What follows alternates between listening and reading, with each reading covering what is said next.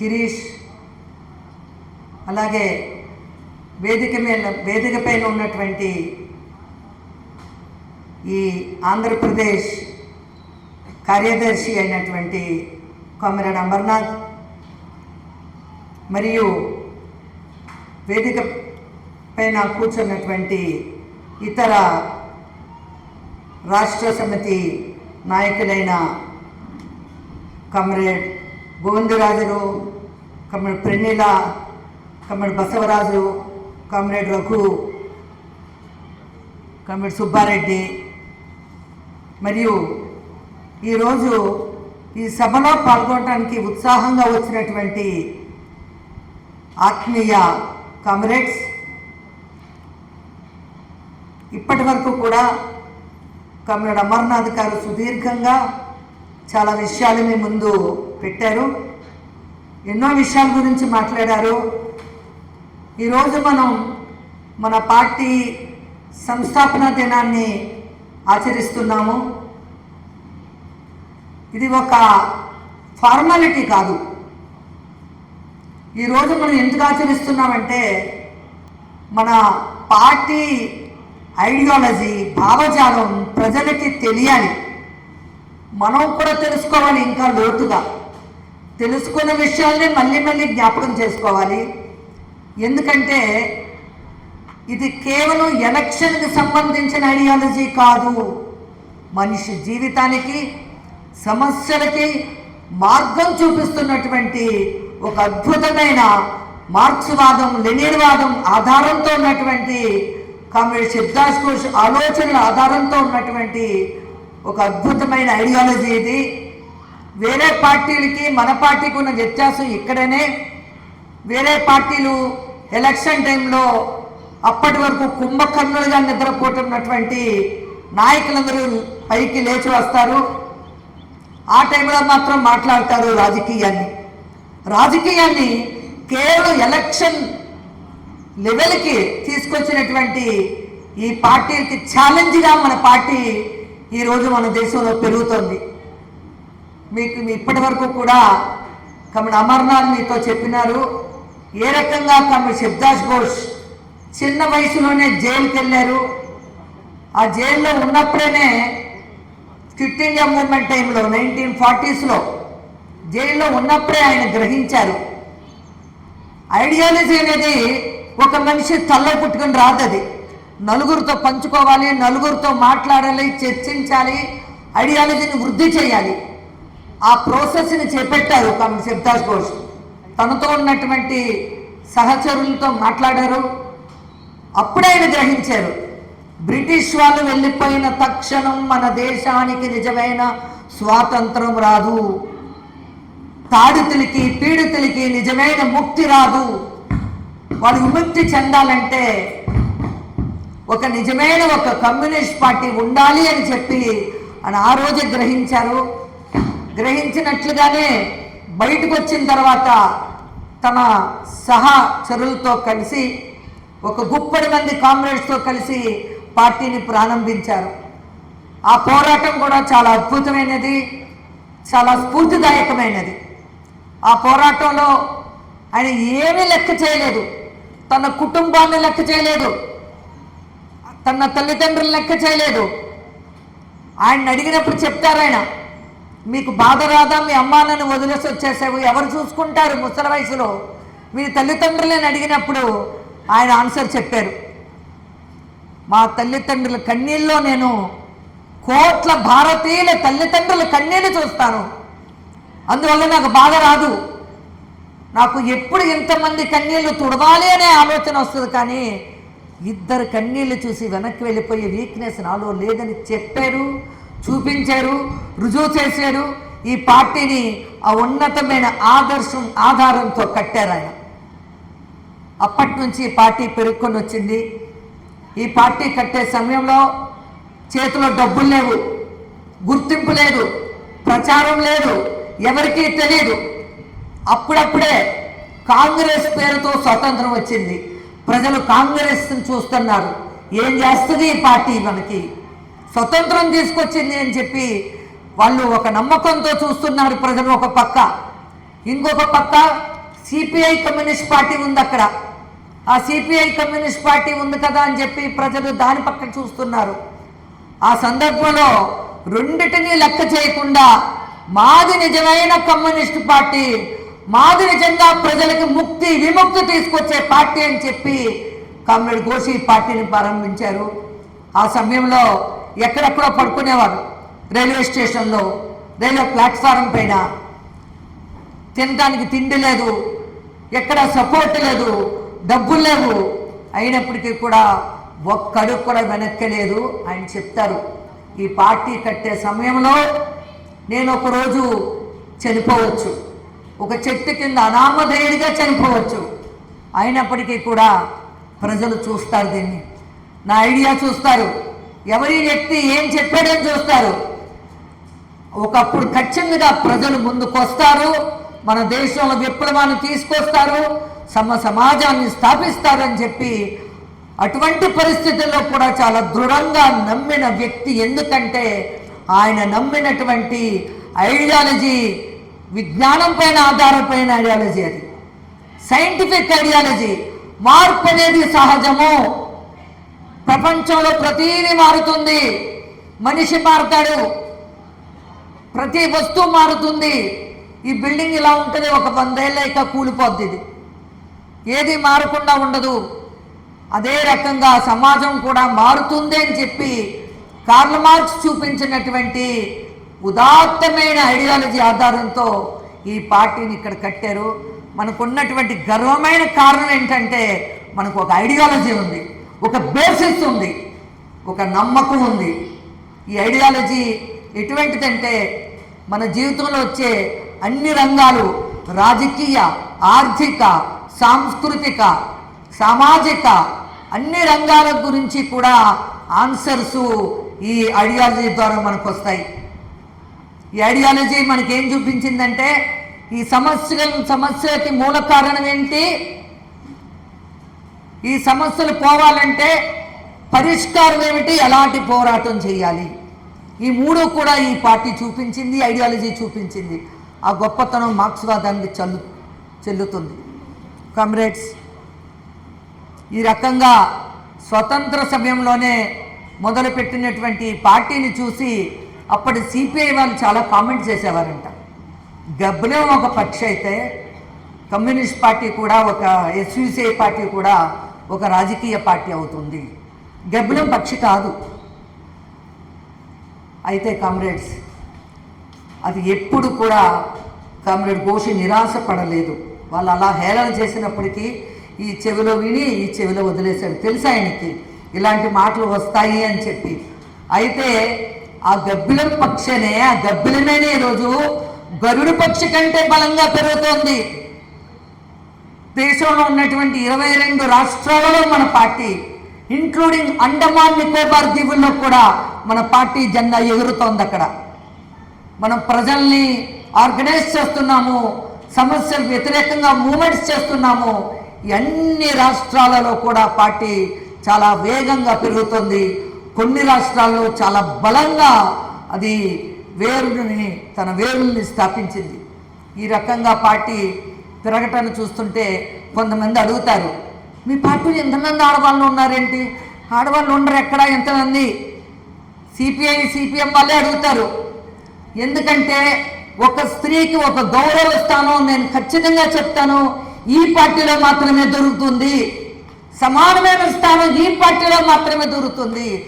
అందువల్ల చూసిన వాళ్ళందరూ అడుగుతారు, మీ పార్టీలో ఆడవాళ్ళు ఉన్నారే? ఎందుకంటే ఎక్కడ గౌరవం లేదు అక్కడ ఆడది చేరదు ఆ పార్టీలో. మన పార్టీలో ఇంతమంది ఉండటము, యంగ్స్టర్స్, ఈరోజు చూస్తున్నాం యంగ్స్టర్స్ ఏ రకంగా పాడైపోతున్నారో. చెడ్డ అలవాట్లు, మొబైల్ అలవాట్లు, సినిమాలు, షికార్లు, ఏమి లేకపోవటం, విముఖత, ఈ రకమైన ప్రాబ్లమ్స్తో సఫర్ అయ్యేటువంటి యంగ్స్టర్స్ మన పార్టీలో ఉంటారు, యంగ్ క్యాడర్స్. ఇది చూసి ఆశ్చర్యపడతారు, ఏంటి మీ పార్టీలో ఇంతమంది యంగ్స్టర్స్? వాళ్ళ పార్టీలో ఎప్పుడో పాతకాలంలో ఉన్న వాళ్ళే ప్రతి మీటింగుకు వస్తారు, యంగ్స్టర్స్ ఉండరు, ఆడవాళ్ళు ఎక్కువ మంది ఉండరు. అందుకే వాళ్ళకి మన పార్టీ చూస్తే తెలియకుండానే మనసులో ఒక రకమైన గౌరవం. ఇది ఖచ్చితంగా చెప్తాను నేను. మనతో అసూయతో జగడాలు చేస్తారు సిపిఐ సిపిఎం వాళ్ళు. కానీ మన పార్టీ పెరుగుదల చూసి వాళ్ళ మనసులో తెలియకుండానే ఈ పార్టీ ఏదో ఉంది ఇందులోనే అనిపిస్తుంది వాళ్ళకి, కానీ రాలేదు. అది వేరే విషయం. కామ్రేడ్స్, స్టాలిన్ ఆ సమయంలో ఒక విషయం చెప్పారు. అదేంటంటే ఇండియా బూర్జువాజీ, ఇండియాలో ఉన్నటువంటి అప్పుడు ఫ్రీడమ్ మూమెంట్ జరుగుతున్న సమయంలో 2 భాగాలుగా విభజించబడింది అని చెప్తారు. అది ఒక భాగం ఏంటంటే రాజీపరులైనటువంటి జాతీయ బూర్జువాజీలు, ఇంకొక పక్క రాజీరహితులైనటువంటి విప్లవకారులు. ఈ రాజీపర పెట్టుబడిదారులు బ్రిటిష్ సామ్రాజ్యవాదులతో సంధి చేసుకున్నారు. వీరికి బ్రిటిష్ సామ్రాజ్యవాదం కంటే కార్మిక విప్లవం అంటే భయం ఎక్కువ. దేశ హితం కంటే కూడా లాభం ఆర్జించాలని ఆలోచిస్తారు వారు. ఇటువంటి స్థితిలో ఒక నిజమైన కమ్యూనిస్ట్ పార్టీ రాజీపర బూర్జువాలను దూరంగా పెట్టి విప్లవకారులకు నాయకత్వం ఇవ్వాలని చెప్పి స్టాలిన్ చెప్తారు. దీనికి వ్యతిరేకంగా సిపిఐ పార్టీ జాతీయ బూర్జువాజీలతో చెయ్యి కలిపిందని అమర్నాథ్ ఇంతవరకు మీకు వివరించి చెప్పారు. క్విట్ ఇండియా మూవ్మెంట్ టైంలో ఏం చేశారో కూడా చెప్పారు ఆయన. ఎంత సిగ్గులేని పని అండి అది. ఒక పార్టీ ఫాలో చేస్తున్న దాన్ని రష్యాలో సిపిఐ ఏం చేస్తే, అక్కడ రష్యా కమ్యూనిస్ట్ పార్టీ ఏం చేస్తే ఇక్కడ సిపిఐ అదే చేస్తుంది. అప్పుడు వాళ్ళు బ్రిటిష్ వాళ్ళతో కలిపి సంధి చేసుకున్నారు. హిట్లర్ని పోరాడాలని చెప్పి, జర్మనీని పోరాడాలని చెప్పి వాళ్ళు సంధి చేసుకున్నారు. కాబట్టి బ్రిటిష్ వాళ్ళకి ఫ్రెండ్ కాబట్టి మనకు కూడా ఫ్రెండు అని చెప్పి క్విట్ ఇండియా మూవ్మెంట్లో పాల్గొలేదు. పక్కా కాపీ క్యాట్. వాళ్ళకి సొంతమైన నిర్ధారాలు, సొంతమైన నిర్ణయాలు లేవు. ఒకసారి లెనిన్ చాలా బాగా చెప్తారు. ఆయన ఏం చెప్తారంటే, కొన్ని శాసనాలను అమలు పెట్టి కొన్ని సభలను జరిపి రిజల్యూషన్స్ పాస్ చేయడం ద్వారా కమ్యూనిస్ట్ పార్టీని నిర్మించలేము. కమ్యూనిస్ట్ పార్టీని స్థాపించాలంటే సైద్ధాంతికంగా పోరాడాలి, ఒక ఐడియాలజీ ఉండాలి. మార్క్సిజం ఆధారంతో వచ్చిన ఆలోచన సంఘర్షణ ద్వారా ఒక అంగీకారానికి రావాలి, ఆలోచనలో యూనిఫామిటీ రావాలి. అప్పుడు మాత్రం కమ్యూనిస్ట్ పార్టీని నిర్మించాలని చెప్పి లెనిన్ చెప్తారు. అయితే సిపిఐ ఏం చేసిందంటే పార్టీ కట్టేటప్పుడు బాంబేలో, కలకటాలో, మద్రాసులో ఉన్నటువంటి కొంతమంది గుంపులు కమ్యూనిజం గురించి మాట్లాడే వాళ్ళంట. ఆ గుంపులు తీసుకొచ్చి పార్టీ కట్టిందండి కమ్యూనిస్ట్ పార్టీ సిపిఐ. ఎవరు కమ్యూనిజం మాట్లాడతారో వాళ్ళు కమ్యూనిస్టులు. ఈ స్థాయికి దిగజారిపోయింది ఆ సిపిఐ పార్టీ. దానికి ఒక ఐడియాలజీ, స్పష్టమైన ఐడియాలజీ లేదు. వీళ్ళు ఎంత సిల్లీ ఐడియా అంటే వాళ్ళకి, కామ్రేడ్ లెనిన్ చెప్తారు, ఇంగ్లాండ్లో రెవల్యూషన్ జరిగినట్లుగా ఫ్రాన్స్లో జరగదు, రష్యాలో జరిగినట్లుగా జర్మనీలో జరగదు.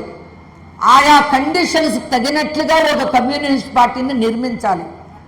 దానికి తగినట్లుగా మన నాయకుడైన ప్రియతమ నాయకుడు, సంస్థాపక అయినటువంటి కామ్రేడ్ శివదాస్ బోసు మన దేశపు సమస్యలను అర్థం చేసుకుని దానికి తగినట్లుగా ఆర్థిక, రాజకీయ, సామాజిక, సాంస్కృతిక సమస్యను క్షుణ్ణంగా పరిశీలించి దానికి తగినట్లుగా పార్టీని ఇక్కడ కట్టారు, స్థాపించారు, పెంచారు, ఐడియాలజీని పెంచారు, మార్క్సిజాన్ని పెంచారు, ఎన్నో కానుకలను ఇచ్చారు మార్క్స్వాదానికి ఆయన. అటువంటి పరిస్థితుల్లో వీళ్ళు కాపీ చేసి రష్యాలో చేసినట్టుగా చేయాలని చెప్పి, చైనాలో చేసినట్టుగా చేయాలని చెప్పి ఆలోచించటం వల్ల వాళ్ళు దేశానికి స్వతంత్రం వచ్చిందని నమ్మలేదు. ఎప్పుడు నమ్మారో తెలుసా? సిపిఐ పార్టీ 1964లో, 1947లో నమ్మలేదు.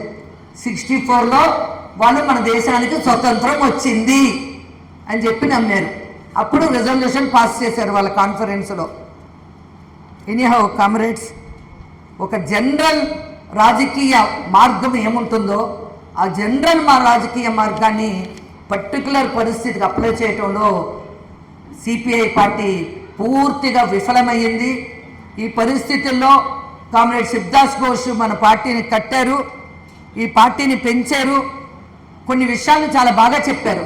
ఒక కమ్యూనిస్ట్ పార్టీ పెరగాలంటే దానికి కలెక్టివ్ లీడర్షిప్ ఉండాలని చెప్తారు. ఏంటది కలెక్టివ్ లీడర్షిప్? అందరూ కలిపి కాదు కలెక్టివ్ లీడర్షిప్. ఒక 10 మంది లీడర్స్ కొట్టుకుంటారు వాళ్ళు. అదే జరుగుతుంది ఈ పార్టీల్లో. నేను లీడరా, నువ్వు లీడరా? నో, ఇది కరెక్ట్ అండర్స్టాండింగ్ కాదు.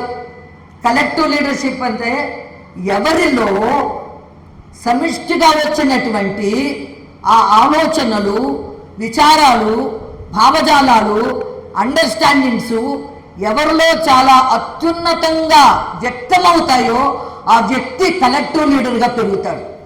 అతన్ని లీడర్ అంటాము, అథారిటీ అంటాము. ఏంటిది authority? For example, teacher board పైన పాఠాలు చెప్పేటప్పుడు ABCDEFGHIJKLMNOJP OPQR STUVWXYZ ఈ రకంగా ఒక లైన్లో అక్షరాలను చెప్పుద్ది. ఏ స్టూడెంట్ కూడా మ్యామ్ అది జెడ్ ఫస్ట్ రావాలి కదా, ఏ ఎందుకు వచ్చింది అని అడగాడు. టీచర్ అథారిటీ అతనికి. ఒక సంగీతం నేర్చుకునేవాడు సంగీతం మాస్టర్ దగ్గరికి వెళ్తే సరిగమ పదనిస అనమంటే పనిసా పదపా అనాలని చెప్పడు. ఎందుకంటే ఆ టీచర్ అథారిటీ. అదే రకంగా ఒక కమ్యూనిస్ట్ పార్టీలో ఒక అథారిటీ ఉండాలి. అథారిటీ కలెక్టివ్ మూలకంగా రావాలి. సొంతగా ఒక వ్యక్తి ఆన్ ఈజ్ ఓన్ ఈ విల్ నాట్ బికమ్ లీడర్. దాన్ని చూపించారు కమ్యూనిస్ట్ శివదాస్ ఘోష్. అంతేకాదు, ఒక కమ్యూనిస్ట్ పార్టీ ఉండాలంటే లెనిన్ చెప్పినట్లుగానే డెమోక్రటిక్ సెంట్రలిజం ఉండాలి అని చెప్తారు. ఆ డెమోక్రటిక్ సెంట్రలిజంలో ఆయన చూపించిన విషయం ఏంటంటే కమ్యూనిస్ట్ శివదాస్ ఘోష్ చాలా బాగా విశదీకరించి మనకి చెప్పారు. ఆయన చెప్పిన విషయంలో ఒక విషయం ఏంటంటే డెమోక్రసీ, సెంట్రలిజం, కేంద్రీయవాదం, ప్రజాతంత్రం, ఇవి రెండూ కూడా ఒక పెక్యూలియర్ ఫ్యూజన్. అది పెక్యూలియర్ బంధం. అవి రెండూ కూడా ఉండాలి ఒక కమ్యూనిస్ట్ పార్టీలో. కేవలం డెమోక్రసీ ఉంటే అది కమ్యూనిస్ట్ పార్టీ అవ్వదు. కేవలం సెంట్రలిజం ఉంటే అది బ్యూరోక్రటిక్ పార్టీ అవుద్ది, అది కమ్యూనిస్ట్ పార్టీ అవ్వదు. రెండు కలిపి ఉండాలి, సమ్మేళనం, అది మిశ్రమం ఉండాలని చెప్పి కామ్రేడ్ శివదాస్ ఘోష్ దీన్ని విశదీకరించి చెప్తారు లెనిన్ చెప్పిన విషయాన్నే. అందులో ఆయన రెండు డిసెక్ట్ చెయ్యాలి. డెమోక్రటిక్ సెంట్రలిజంలో ఐడియాలజీ ఉంటుంది కదా, ఒక ఐడియాని నమ్ముతాం కదా, మనం ఒక ఐడియాలజీని నమ్ముతాం కదా, ఐడియాలజీ ఒక ప్రాసెస్లో ఉంటుంది. అదే రకంగా ఆర్గనైజేషన్ కట్టే విధానం కూడా ఒక ప్రాసెస్ ఉంటుంది. ఈ ఐడియాలజీ ప్రాసెస్ ఏంటంటే యూనిఫార్మిటీ ఇన్ థింకింగ్, ఆలోచనలో ఏకత్వం ఉండాలి. నీ ఒక రకంగా నేను ఒక రకంగా ఆలోచనల్ని మనం తీసుకురాకూడదు. ఇప్పుడు డౌరీ చెడ్డది అని చెప్తే డౌరీ చెడ్డది. ఇది యాంటీ క్యాపిటలిస్ట్ సోషలిస్ట్ రివల్యూషన్ అంటే ఇది యాంటీ క్యాపిటలిస్ట్ సోషలిస్ట్ రివల్యూషను. దీన్ని అందరూ ఒకే రకంగా నమ్మాలి. ఒక్కొక్కరు ఒక్కరు చెప్తే అది కమ్యూనిస్ట్ పార్టీ అవ్వదు. రెండు ఐడియాలు ఉండవు. ఒక విషయం గురించి ఒక idea, uniformity in thinking very important. దీన్ని కమ్యూనిస్ట్ శివదాస్ ఘోష్ చూపించారు. ఇంకోటి వన్ ప్రాసెస్ ఆఫ్ థింకింగ్, ఆలోచన చేసే విధానం కూడా ఒక ప్రాసెస్లో, ఒక డైలెక్టికల్ విధానంలో జరగాలి. ఏదేదో విధానంలో జరగకూడదు, ఒకే విధానంలో జరగాలి.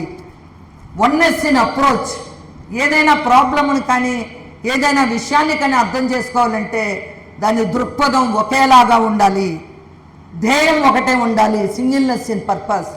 ఇవన్నీ కూడా ఐడియాలజీకి సంబంధించినవి. ఈ ఐడియాలజీ ఆధారం పైన ఆర్గనైజేషన్ సెంట్రలిజం. ఏంటది organization centralism? Lower body to higher body, minority to the majority, individual to the party. Submit చేయాలి. ఇక్కడ ఇది బూర్జా పార్టీల్లోనూ కనిపిస్తుంది. మెజారిటీ చెప్పగానే మైనారిటీ ఒప్పుకుంటుంది. వాళ్ళ పెద్ద పార్టీలో లీడర్ చెప్పగానే అందరూ ఒప్పుకుంటారు. ఇంకా మన పార్టీలో ఏంటి డిఫరెన్సు? మనం అదే చేస్తున్నాం కదా, కమ్యూనిస్ట్ ఘోష్ అదే చెప్తున్నారు కదా. ఆర్గనైజేషన్ సెంట్రలిజంలో ఎక్కడ మనం డిఫరెంట్గా ఉన్నాము?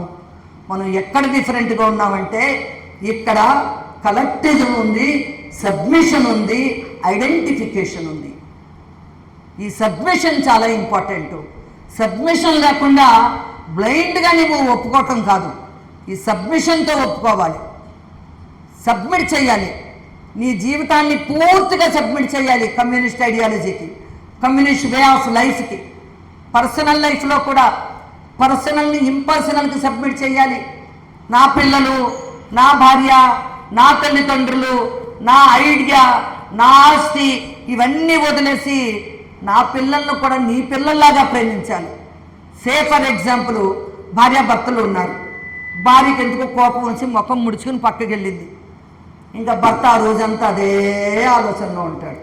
నా భార్య ఎందుకో బాధలో ఉంది, నా భార్య ముఖం ఎందుకో చిన్నగా ఉంది, నా భార్య ఎందుకో కోపంగా ఉంది. మర్చిపోయాడు, రెవల్యూషన్ మర్చిపోయాడు, కామ్రేడ్స్ని మర్చిపోయాడు, ఇంకో వ్యక్తుల్ని మర్చిపోయాడు, విషయాలు మర్చిపోయాడు, అందులోనే మునిగిపోయాడు.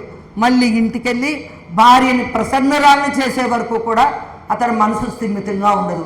ఇదే పర్సనల్ అంటే. ఈ పర్సనల్ నుంచి విముక్తులు అవ్వాలి. తన పిల్లలు చాలా మంచి మంచి పొజిషన్లోకి రావాలి. పార్టీలో ఉన్న వాళ్ళకి, బయట వాళ్ళకి మనం పేరు పిలుపునిస్తాము. అదే కదా జ్యోతి బాసు చేసింది. జ్యోతి బాసు కొడుకు ఏమయ్యాడు? పెద్ద బిస్కెట్ ఫ్యాక్టరీ యజమాని అయ్యాడు, క్యాపిటలిస్ట్ అయ్యాడు. అయినప్పటికీ జ్యోతి బాసుకి ఆ కొడుకుతో సంబంధం పెరుగుతూనే ఉంది, తరగలేదు. నంబూద్రిపాద్ ఏం చేశాడు? తన భార్య శబరిమల ఆశ్రమానికి వెళ్తానంటే, ఓ నా భార్య కదా వెళ్తుంది, నేను వెళ్ళట్లేదు కదా అని చెప్పి భార్యను తీసుకుని ఆ గుడికి వెళ్ళాడు, తను నమ్మకపోయినప్పటికీ కూడా. కామ్రేడ్స్, దయచేసి ఇక్కడ ఒక విషయాన్ని అర్థం చేసుకోండి. ఈ లెవెల్కి రావాలంటే ఫస్ట్ ర్యాంకింగ్ కమ్యూనిస్ట్ లీడర్స్కి మాత్రం సాధ్యం. ఈ లెవెల్ని చూపించడానికి మన పార్టీ లీడర్స్, హయ్యర్ స్థానంలో ఉన్నటువంటి లీడర్స్ ఎగ్జాంపుల్గా నిల్చోవాలి. They should set an example. Highest లీడర్స్లో ఈ సబ్మిషన్ అనే కల్చరు ఈ లెవెల్లో రాకపోతే మనము డెమోక్రటిక్ సెంట్రలిజంని ఫాలో చేయలేము. వేరే పార్టీల్లో ఉన్నటువంటి డెమోక్రటిక్ సెంట్రలిజము, వాళ్ళకి డెమోక్రటిక్ సెంట్రలిజం లేదు, ఏదో డెమోక్రసీ ఆర్ ఓన్లీ సెంట్రలిజం, ఈ ఫ్యూజనే లేదు వాళ్ళకి. దాని స్థాయికి మనం దిగజారిపోతామని చెప్పి కమ్రేడ్ ఘోష్ హెచ్చరించి చెప్తారు. ఇంకో విషయం చెప్తారు కమ్రేడ్ ఘోష్, అదేంటంటే కేవలం రాజకీయంతో కమ్యూనిస్ట్ పార్టీ కట్టలేము, రాజకీయ సిద్ధాంతంతో. దానితో పాటుగా విలువలు, సంస్కృతి, మంచి మంచి గుణాలు, మంచి మంచి భావాలు ఇవన్నీ కూడా ఉండాలి, నైతిక విలువలు ఉండాలి అని చెప్పి ఆయన చెప్తారు. దాంతోపాటుగా ఒక ముఖ్యమైన విషయం చెప్తారు ఆయన. అదేంటంటే ఒక కమ్యూనిస్ట్ పార్టీ నిర్మించాలంటే ఆ పార్టీకి కమ్యూనిస్టు సిద్ధాంతం ఉండాలి, ఒకటి. రెండోది, ఒక కమ్యూనిస్టు పార్టీ ఉండాలి. ఆ సిద్ధాంతాన్ని తీసుకురావటానికి, ప్రజల మధ్య ప్రచారం చేయటానికి, మూమెంట్స్ డెవలప్ చేయటానికి ఒక సిద్ధాంతం ఉండాలి. ఇంకోటి ముఖ్యమైనది, ఈ రెండిటితో పాటుగా ఈ ఐడియాస్ని తీసుకెళ్లేటువంటి ప్రొఫెషనల్ రెవల్యూషనరీస్, అదే ప్రొఫెషన్ వాళ్ళకి. నువ్వేం పని చేస్తున్నావు? నేను డాక్టరు అని చెప్పుకుంటాం చాలా గర్వంగా, నేను ఇంజనీర్ అని చెప్పుకుంటాం గర్వంగా, నేను ఒక టీచర్ అని చెప్పుకుంటాం, నేను ఒక మ్యూజిషియన్ అని చెప్పుకుంటాం. అయితే కమ్యూనిస్ట్ ఏం చెప్తాడు? ఆయన చెప్పేటప్పుడు నేను మ్యూజిషియను కాదు, ఏమీ కాదు, నేను ఒక రెవల్యూషనరీ పార్టీలో ఫుల్ టైమర్గా పనిచేస్తున్నాను, దట్ ఈజ్ మై జాబ్, ఇదే నా ప్రొఫెషన్ అని చెప్పేటువంటి ప్రొఫెషనల్ రెవల్యూషనరీస్ ఉన్నప్పుడు మాత్రమే కమ్యూనిస్ట్ పార్టీని కట్టడానికి సాధ్యమవుతుంది అని చెప్పి కమ్యూనిస్ట్ శివదాస్ ఘోష్ చెప్తారు. ఆ పద్ధతిలోనే మన party SUCI, socialist unity centre of India పార్టీని ఈ దేశంలో మనం స్థాపించాము కమ్రేడ్స్. ఆ రోజుని మనం ఈరోజు జ్ఞాపకం చేసుకుంటున్నాము. ఎటువంటి కష్టాలు అనుభవించి, సమస్యలు అనుభవించి ఇంత అద్భుతమైన ఐడియాలజీని కమ్రేడ్ శివదాస్ ఘోష్ తీసుకొచ్చారని చెప్పి ఆయన తీర్మానానికి వచ్చారు. మన దేశంలో క్యాపిటలిజం వచ్చింది, ఆ క్యాపిటలిజము ఈరోజు పోవాలంటే దానికి వ్యతిరేకంగా సమాజవాదాన్ని తీసుకురావాలి, దానికోసం రెవల్యూషన్ చేయాలి, ఆ రివల్యూషనరీ పార్టీ ఉండాలి, సిద్ధాంతం ఉండాలి, రివల్యూషనరీస్ గుంపు ఉండాలి అని చెప్పిన ఆ మహాన్ వ్యక్తిని ఈరోజు మనం జ్ఞాపకం చేసుకుంటున్నాం కమ్రేడ్స్. ఈరోజు మన దేశంలో ఉన్నటువంటి పెట్టుబడిదారులు ఇంపీరియలిస్ట్ స్థాయికి పెరిగారు. ఆల్మోస్ట్ సూపర్ మినీ పవర్గా ఇండియా పెరుగుతోంది. వేరే వేరే పొరుగు రాష్ట్రాల్లో పెట్టుబడిని పెట్టి వ్యాపారం చేస్తుంది. మయన్మార్ అయి ఉండొచ్చు, పాకిస్తాన్ అయి ఉండొచ్చు, శ్రీలంక అయి ఉండొచ్చు. ఈ దేశాలలో అంతేకాదు పెద్ద పెద్ద దేశాలకు కూడా అక్కడ వ్యాపారాన్ని చేస్తుంది మన ఇండియా. ఈ దేశాల్లో పెట్టుబడిని ఎక్స్పోర్ట్ చేస్తుంది.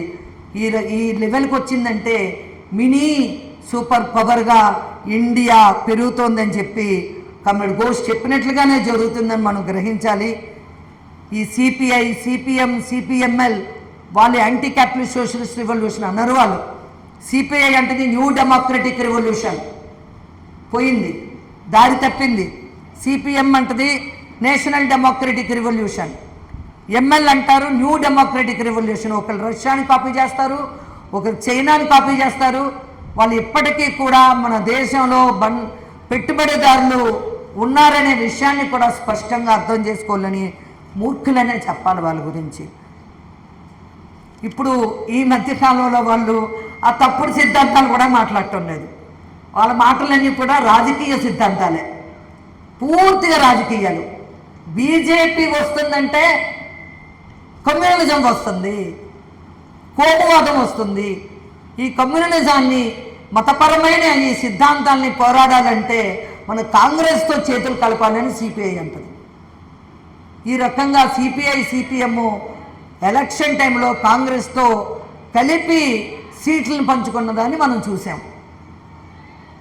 ఇటువంటి పరిస్థితుల్లో మనము మన పార్టీ ఎంత కరెక్ట్గా ఎన్ని విషయాలు మన ముందు పెట్టిందని చెప్పి మన గర్వంతో కాళ్ళను గెలుచుకోవాలి కామ్రేడ్. రాజకీయ విషయంలో స్పష్టత ఉంది మన పార్టీకి.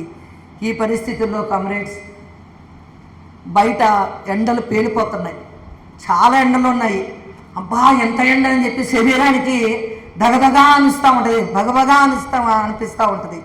అయితే అంతకంటే వేడిగా ఉంది బయట వాతావరణం. రాజకీయ వాతావరణం ఎంత ఘోరంగా ఉందంటే ప్రపంచవ్యాప్తంగా క్యాపిటలిజం దిగజారిపోయింది, సంక్షోభంలో కూరుకుపోయింది పెట్టుబడిదారీ వ్యవస్థ. దాని రిమనెంట్స్ అది మనకి కనిపిస్తున్నాయి. అది ఏంటంటే ఈరోజు ప్రపంచవ్యాప్తంగా అందరూ మాట్లాడుకుంటున్నారు, టీవీల్లో చూస్తున్నాం, పేపర్లో చూస్తాం. యుద్ధం ఏ రకంగా అమెరికా, ఇజ్రాయెల్ యుద్ధాలు చేస్తున్నారని చెప్పి 2023లో మొదలుపెట్టారు పాలస్తీనా పైన యుద్ధం చేయటం. మొదలుపెట్టిన యుద్ధము ఇప్పటికీ కూడా ఆగలేదు. 70,000 కంటే ఎక్కువ మంది ప్రజలు చనిపోయారు ఆ పాలస్తీనాలో. మారణ హోమం. ఒక్కసారి ఆలోచించండి, ఇంటికి రావాల్సిన పిల్లోడు యుద్ధంలో చనిపోయాడు, ఇంటికి రావాల్సిన స్కూల్ పిల్లలు యుద్ధాల్లో చనిపోయారంట. తల్లిదండ్రులకు ఎలాగనిపిస్తుంది? నగరాలను ధ్వంసం చేశారు, ఆసుపత్రులను ధ్వంసం చేశారు. పాలస్తీనాలో యుద్ధం ప్రకటించారు, దానికి అమెరికా పూర్తి మద్దతు ఇస్తుంది. ఈ మధ్య వెనెజులాలో యుద్ధం జరిగింది, మీరు చూశారు. వెనెజులా మీద పైన అమెరికా దాడి చేసింది. ఎందుకు యుద్ధం చేసింది ఆ కారణాలు నేను తర్వాత చెప్తాను. ఆ యుద్ధంలో వెనెజులా ప్రెసిడెంట్ మడారోనా, ఆ ప్రెసిడెంట్ భార్యని రాత్రిపూట దొంగల్లాగా వచ్చి కిడ్నాప్ చేసి ఎత్తుకుపోయారు 2 గంటలకి, 2:30కి. ఈ విషయంలో మీరు ఒక పేరు వినుంటారు. ఈ మధ్య ఒక ఆమెకి మరియా మెచాడో అని చెప్పి, Maria Corina Machado or something name, ఆమెకి, ఆ మెచాడోకి ఒక ప్రైజ్ వచ్చింది, నోబెల్ ప్రైజు శాంతి కోసం. ఏ శాంతి? వెనెజులాలో పోరాటం చేసినటువంటి అమ్మాయి ఆమె. ఆమె ఏం పోరాటం చేస్తుంది? అక్కడున్న ప్రభుత్వాన్ని కూల్చాలని చెప్పి, డెమోక్రసీ పేరుతో అక్కడున్న ప్రభుత్వాన్ని కూల్చడానికి. ఖచ్చితంగా ఇరాన్లో ఇటువంటి అన్డెమోక్రటిక్ వ్యవహారాలు చాలా జరిగినాయి. హిజాబ్ విషయంలో జరిగిన మూమెంట్ మీరు గమనించి ఉంటారు. చాలామంది ఆడవాళ్ళు హిజాబును తీసేసి పత్రకర్తలు పోరాటం చేసింది. ఈ రోజుకి మనం మర్చిపోలేము. ఉండమయ్యి ఆ దేశంలో ఉన్న వాళ్ళు ఆ దేశం వాళ్ళే పోరాడాలి, బయట వాళ్ళు ఎందుకు పోరాడాలి ఆ పేరుతోటి? ఈమె ఆ పోరాటాలు చేస్తూ అక్కడున్న సీక్రెట్స్ అన్నీ కూడా ట్రంప్కి అందజేసేది. ఈ ట్రంప్కి చాలా ఇష్టం ఆమె, నోబెల్ బహుమతి కూడా ఆమెకే వచ్చింది. అయితే మన ట్రంప్ ఏం డబ్బా వాయించుకున్నాడు అప్పుడు, నాకు నోబెల్ బహుమతి రావాలి, నేను పీస్ కోసం పోరాడుతున్నాను, నాకు పీస్ బహుమానం రావాలి, నోబెల్ బహుమానం రావాలని సిగ్గు లేకుండా ఆయన ప్రచారం చేస్తుంటే, సిగ్గులేని ఈ మచాడో వెళ్ళి తన నోబెల్ బహుమతిని అతనికి అర్పించింది. నువ్వే తీసుకొని ఆయన నేను కాదు అని చెప్పి. ఇటువంటి ఎన్ని దారుణాలన్నీ జరుగుతున్న ఈ సమయంలో వెనెజులా పైన యుద్ధం జరిగింది. ఆ యుద్ధంలో ఆ ప్రెసిడెంట్ భార్యని ఎత్తుకుపోవటమే కాకుండా అక్కడ చాలామంది ప్రజల్ని కూడా చంపారు ఆ యుద్ధంలో. దీనికి కారణం ఏంటంటే, ఒక కారణం నేను చెప్తాను, ఇంకా చాలా కారణాలు ఉన్నాయి. వెనెజులాలో 300 బిలియన్ బ్యారెల్స్ ఆయిల్ ఉంది. ప్రపంచంలోనే అత్యధికమైన ఆయిల్ నిక్షేపాలను కలిగినటువంటి దేశము వెనెజులా. అక్కడ ఉన్నటువంటి ఆయిల్ని దోచుకోవటానికి, ఆ మార్కెట్ని దోచుకోవటానికి అమెరికా కాలు దువ్వు యుద్ధానికి వెళ్ళింది. డెమోక్రసీ కాదు, ఇంకేమీ కాదు, మన్ను మసి వంకలు ఇవన్నీ. ఈ వంకలతో యుద్ధాలు చేస్తుంది అమెరికా. అక్కడ ఉన్నటువంటి ఆయిల్ దోచుకోవటానికి యుద్ధం చేసింది. ఇప్పుడు జరుగుతోంది ఇంకో యుద్ధము, ఇరాన్, అమెరికా, ఇస్రాయిల్. ఈ యుద్ధంలో ఏం చేశారు, ఫస్ట్ వాళ్ళు ఎన్నో రోజుల్లో యుద్ధం మొదలుపెట్టారు, కొద్దిగా మొదలుపెట్టి ఒకరోజు సడన్గా వాళ్ళు రెండో దఫా యుద్ధం చేసినప్పుడు ఫస్ట్ వాళ్ళు అటాక్ చేసింది ఖమేనీ అని చెప్పి వాళ్ళ ప్రెసిడెంట్ని చంపేశారు. ఖమేనీని చంపేశారు, ఖమేనీ కూతుర్ని చంపేశారు, ఖమేనీ మనవరాలను చంపేశారు, అక్కడ ఉన్నటువంటి అధికారులను చంపేశారు. మొత్తం ఖమేనీ ఫ్యామిలీ చాలా మట్టుకు సర్వనాశనం చేశారు, కొడుకు తప్ప. అక్కడి నుంచి యుద్ధం మొదలైంది. ఈ యుద్ధంలో మీరు వినుంటారు హార్మోజ్ జలసంధి గురించి. ఆ హోర్మోజ్ జలసంధి నుంచి ప్రపంచపు చమురులో 20% చమురు సరఫరా అవుతుందంట. దీన్ని కంట్రోల్ చేసేది ఎవరు, ఇరాన్. ఆ ఇరాన్ కంట్రోల్ చేయడం ఇది భరించలేదు. ఇంకో వంక ఏంటంటే అమెరికాది, మీ దేశంలో మీరు అణ్వాయుధాలను తయారు చేస్తున్నారు, దానికోసం యురేనియంని మీరు సమృద్ధి చేస్తున్నారు, మీకు అలా చేసే హక్కు లేదు. అణ్వాయుధాలను తయారు చేసే హక్కు అమెరికాకు ఉంది. అమెరికా పొంది ఉంది కూడా ఆ ఆయుధాలను. ఈ ఆయుధాలు లేవు యాక్చువల్గా, ఇరాన్లో ఆయుధాలు లేవు. ఇరాక్ పైన అలాగే బొబ్బాకింది అమెరికా. మీరు వినుంటారు, ఇరాక్లో సద్దాం హుస్సేను మాస్ డిస్ట్రక్టివ్ వెపన్స్ని తయారు చేస్తున్నాడని చెప్పి అబద్ధాలు చెప్పి అతనిపైన కేసు వేసి, ఫాల్స్ కేసులు వేసి ఏమీ చేయలేదు. అక్కడ శుద్ధ అబద్ధం అది. ఆయన్ని తమ దేశానికి తీసుకెళ్ళి అక్కడ ఉరి తీసి చంపారు. ఇది అమెరికా. ఇంకో దేశం విషయంలో తలదూర్చకూడదు. యుఎన్ఓ ఏం చేస్తుంది, ఇలాంటివన్నీ చేస్తున్నప్పుడు యుఎన్ఓ సరిగ్గా క్రిటిసైజ్ చేయటం లేదు. ఇరాన్ పై యుద్ధం చేసి ఇరాన్ ప్రెసిడెంట్ని చంపడానికి ఎవరిచ్చారు హక్కు అమెరికాకి? ఒకవేళ ఇరాన్లో వాళ్ళు అణ్వాయుధాలు తయారు చేస్తున్నారంటే ఎందుకు తయారు చేస్తున్నారు? తయారు చేసే హక్కు ఉందా లేదా వాళ్ళకి? నీకుంది కదా హక్కు, మాకెందుకు లేదు హక్కు? రేపొద్దున మీరు మా పైన అటాక్ చేస్తే కాపాడుకోవటానికి మాకు ఆయుధాలు వద్దా అని అడుగుతున్నారు వీళ్ళు. మాకు ఆ హక్కు ఉంది, మా హక్కుని దోచుకునే హక్కు నీకు ఎవరిచ్చారని చెప్పి ఇరాన్ అడుగుతుంది. యుద్ధం వచ్చినప్పుడు ఆర్టికల్స్ వస్తాయి మన పత్రికల్లో, నగరాలు ధ్వంసాలయ్యాయి, ప్రజలు చనిపోయారు, యుద్ధం కావాలా? ఎవరికి కావాలండి యుద్ధము? అమెరికాకు కావాలి యుద్ధము, ఈ చిన్న దేశాలకు కాదు. అమెరికా వచ్చి యుద్ధం చేస్తుంటే మీరు యుద్ధం చేయండి, మేము చచ్చిపోతామని ఎవరు చెప్పరు. అంతేకాదు ఈ యుద్ధాల పేరుతో ఆ దేశంలో డెమోక్రసీ స్థాపన చేస్తామని ఒకసారి చెప్తారు, అణ్వాయుధాలు తయారు చేయకండి అని ఒకసారి చెప్తారు. అన్నిటికంటే కారణం ఏంటి తెలిసినా, ఇప్పుడు అమెరికా చాలా చాలా చాలా క్యాపిటలిస్ట్ క్రైసిస్లో మునిగిపోయింది. అమెరికా డాలర్ పడిపోతుంది, పెట్రోల్ ఎవరు కూడా అమెరికా డాలర్తో కొనుక్కోవట్లేదు ఈ మధ్య. ఇరాను చైనా నుంచి చైనా కాయిన్ నమ్ముద్ది, చైనా యువాన్ ఇప్పుడు పైకి వస్తుంది. ఒకప్పుడు ఇరాక్లో సద్దాం హుస్సేను కూడా ఇదే చేశాడు, యూరోకి అమ్మాడు. అది సరే ఇష్టం లేదు అమెరికాకి, డాలర్కి అమ్మాలి. డాలర్ పైన తన ఆధిపత్యం పడిపోతుంది. దానివల్ల అమెరికా ఈ యుద్ధానికి కాలు దుగ్గుతోంది, సహించుకోలేకపోతుంది. దీనికంటే కూడా ఇంకా ఇంపార్టెంట్ ఏంటంటే యుఎన్ఓ ఇద్దరినీ క్రిటిసైజ్ చేసింది. అమెరికా అన్ని నియమాల్ని ఉల్లంఘించి యుద్ధం చేయటం తప్పు. చాలా బాగా చెప్పావు, శబాష్. అదే నోటుతో చెప్పుద్ది ఈ రకంగా ఇరాన్ కూడా యుద్ధం చెయ్యకూడదు. మన మోదీ అదే చెప్పాడు. ఇజ్రాయెల్ యుద్ధం చేస్తుందంటే కారణం ఇరాన్ యుద్ధం చేయటం వల్ల. ఇరాన్ యుద్ధం చేయకూడదు బిగినింగ్లో చెప్పాడు, ఇప్పుడు వేరే మాట్లాడుతున్నాడు మోదీ. ఆ రోజు అలా చెప్పాడు. ఎందుకని? ఇరాన్తో బయలేటరల్ సంబంధాలు ఉన్నాయి, ఇజ్రాయెల్ తోటి ఇండియాకి. ఆ సంబంధాల వల్ల ఇజ్రాయెల్కి వెళ్ళాడు, అక్కడ ప్రెసిడెంట్ని కౌలించుకున్నాడు. అది పెద్ద ప్రోపగండా అయ్యింది. అతను క్రిటిసైజ్ చేయడు ఇజ్రాయెల్ని, డైరెక్ట్గా చెయ్యలేడు. మోదీ ఇంట్రెస్టే వేరు. మోదీ మాట్లాడి ఎక్కడైనా యుద్ధాలు జరిగితే ఇది అన్యాయం అండు, మనకు పర్మిషనే దొరకదండి బాబు ప్రొటెస్ట్ చేద్దామంటే. మా స్టేట్లో పర్మిషనే దొరకదు. కాంగ్రెస్ ఉన్నప్పుడు దొరకదు, బీజేపీ ఉన్నప్పుడు దొరకదు. కాంగ్రెస్కి బీజేపీ భయం, పర్మిషనే ఇవ్వరు వాళ్ళు. ఎందుకంటే మన కేంద్ర ప్రభుత్వం యుద్ధం విషయంలో ఏదో తటస్థంగా ఉంటుంది, లేకపోతే ఎవరు అన్యాయం చేస్తున్నారో వాళ్ళని సపోర్ట్ చేస్తుంది. యుఎన్ఓ కూడా అలాగే. వీటన్నిటికీ ఫస్ట్ ఆఫ్ ఆల్ యుద్ధాలకు మూల కారణం ఏంటి? యుద్ధాలకు మూల కారణం ఏంటంటే క్యాపిటలిజము డీప్ క్రైసిస్లో ఉంది. క్యాపిటలిస్ట్ ఎకానమీ డీప్ క్రైసిస్లో ఉంది.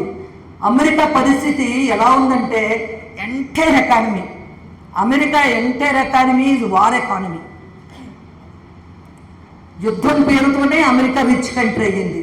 లేకపోతే అమెరికా మొత్తం ప్రొడక్షన్ కూడా మిలిటరీ ప్రొడక్షను, విమానాలు, బాంబులు, వీటితోనే అమెరికా పెరుగుతోంది.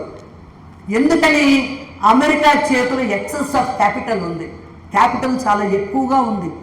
ఎంత ఎక్కువ ఉందంటే ఎప్పుడు ఎక్కువ అవుతుంది క్యాపిటల్ ఉన్నప్పుడు దాన్ని మనం ఇన్వెస్ట్ చేయాలి.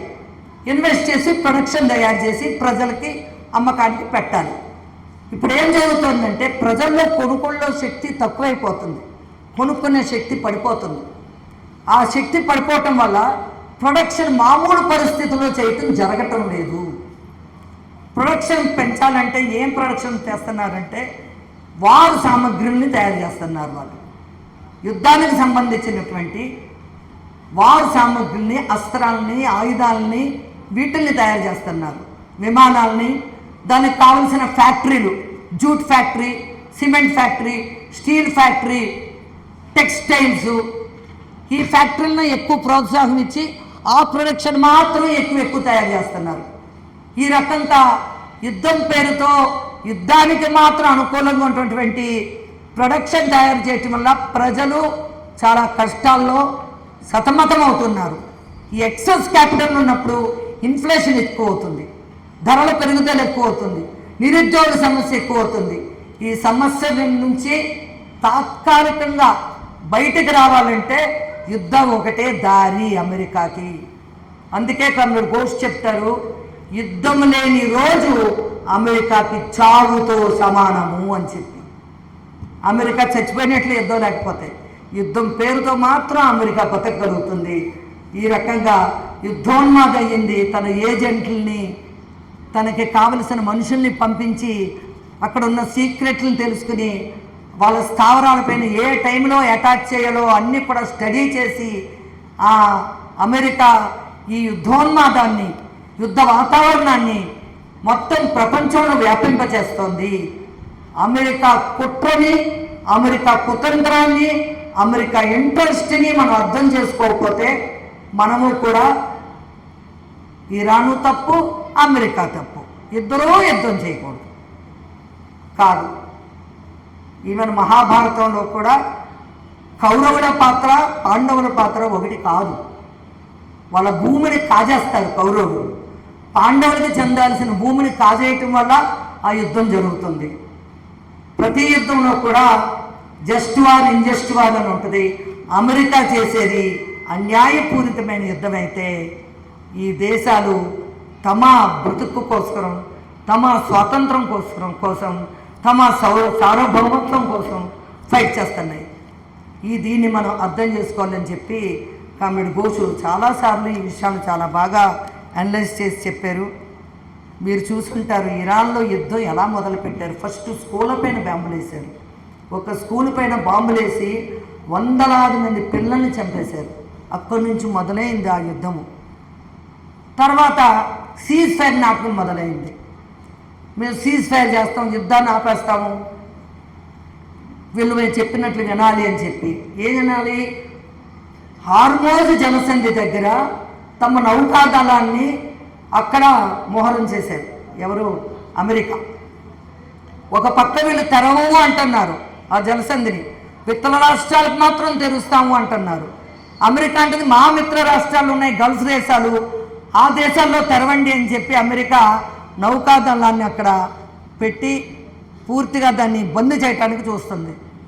ఈ రకంగా చేసి అంతేకాదు నువ్వు మేము చెప్పిన షరతులు ఒప్పుకోవాలని డిమాండ్ చేస్తోంది.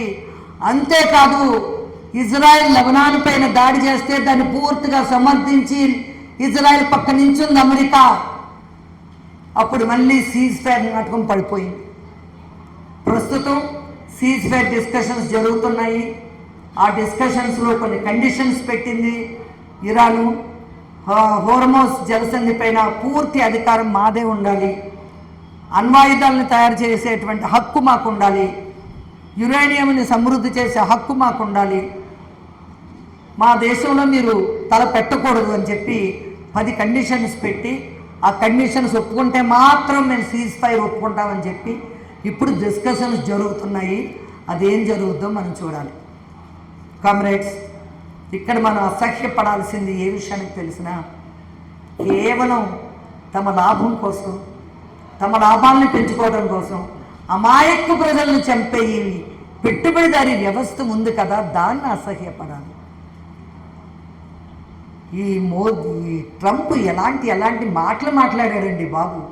ఈ ఇరాన్ యుద్ధాన్ని ఆపాలని చెప్పి ఇరాన్ యుద్ధాన్ని చేసేటప్పుడు చాలా అశ్లీల పదాలతో తిట్టాడు ఇరాన్ నాయకుల్ని.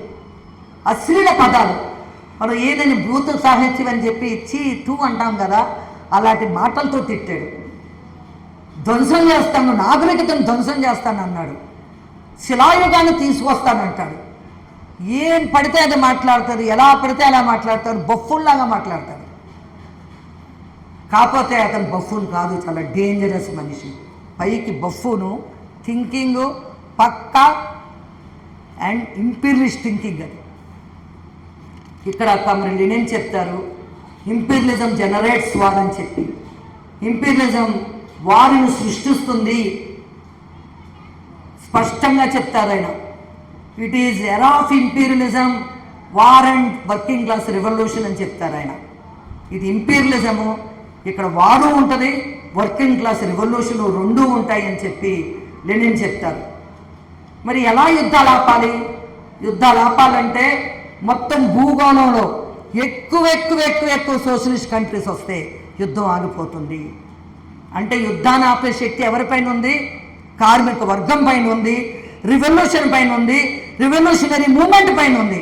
అప్పుడు మాత్రమే నిజమైన శాంతి నెలకొల్పడానికి సాధ్యము. అది ప్రూవ్ చేశారు. స్టాలిన్ సెకండ్ వరల్డ్ వార్ వచ్చినప్పుడు సోషలిజం చాలా స్ట్రాంగ్గా ఉంది, సోషలిస్ట్ క్యాంప్ కూడా స్ట్రాంగ్గా పెరిగింది క్రమంగా. ఈ క్రమంలో యుద్ధాలు ఎక్కువ జరగలేదు. ఎప్పటి వరకు సోషలిస్ట్ క్యాంప్ బలంగా ఉందో అంతవరకు ప్రపంచంలో అంత మట్టికి శాంతి నెలకొల్పడం జరిగింది. ఎప్పుడైతే సోషలిస్ట్ క్యాంప్ వీక్ అయ్యిందో, బలహీనమైందో యుద్ధాలు పెరుగుతున్నాయి. ఒక పక్క చైనాకి విటో పవర్ ఉంది, రష్యా చైనా వాళ్ళు సపోర్ట్ చేస్తున్నారు ఇరాన్ని, కానీ పైన సపోర్ట్ చేస్తున్నారు. విటో పవర్ను ఉపయోగించుకుని యుద్ధాన్ని ఆపే ప్రయత్నాలు చేయటం లేదు. కామ్రేడ్స్, ఇది ఒక పక్క అయితే, మరొక పక్క మన దేశంలో కూడా భయంకరమైన సమస్యలు వస్తున్నాయి. ఈ సమస్యలు మనం అర్థం చేసుకోవాలి. ఈ యుద్ధాలు జరిగేదనే ఆర్థికంగా రాజకీయంగా డామినేట్ చేయటానికి యుద్ధాలు జరుగుతున్నాయి. ఓవరాల్ ఇంట్రెస్ట్ ఒక దేశంలో ఉన్నటువంటి మార్కెట్ను దోచుకోవడానికి యుద్ధాలు జరుగుతున్నాయి. ఈ పరిస్థితుల్లో ఒక పక్క మనం యుద్ధాలు ఉండకూడదని చెప్పి మనం అంటాము. యుద్ధం పోవాలంటే మనం ఇంకా ఎక్కువ మూమెంట్స్ చేస్తా, మన కమ్యూనిస్ట్ పార్టీని ఇంకా బలంగా పెంచుతా, కార్మికుల ఉద్యమాలను ఇంకా ఎక్కువగా లేవనెత్తుతా ఈ దేశంలో సోషలిజం తీసుకురావడానికి కృషి చేయాలి. నేను చెప్తాను, అప్పుడు మాత్రమే మన దేశంలో మనం ఒక శాంతి కోసం చేసే పోరాటం పెరుగుతుందని గట్టిగా చెప్పగలం.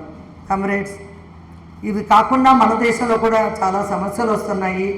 ఈ మధ్య మీరు వినుంటారు ఎస్ఐఆర్ అని చెప్పి, స్పెషల్ ఇంటెన్సివ్ రివిజన్. దేని గురించి? ఓట్ల లిస్టులో ఉన్నటువంటి పేరుల్ని తీసేయడానికి ఈ ఎస్ఐఆర్ అనేది వచ్చింది. ఎస్ఐఆర్ ఏంటంటే ఒక రకమైన ఫస్ట్ ఆఫ్ ఆల్ ఒక కమిషనర్, ఎలక్షన్ కమిషన్కే హక్కు లేదు, పేర్లు తీసే హక్కు లేదు. ఈ రకంగా పెద్ద పెద్ద నెంబర్స్ పేర్లు తీసే హక్కు లేదు యాక్చువల్గా. అదే చట్టానికి వ్యతిరేకంగా చేస్తున్నారు వాళ్ళు.